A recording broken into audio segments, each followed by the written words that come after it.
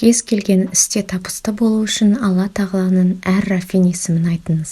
Белгіленген уақытта Алла тағаланы еске алған адам одан қалаған нәрсесін сұрай алады. Түнгі зікір уақытында 351 рет тәртібіне ден қойып оқыған адамның жаны жай табады, жұмысы жеңіл жүреді, байып кетеді.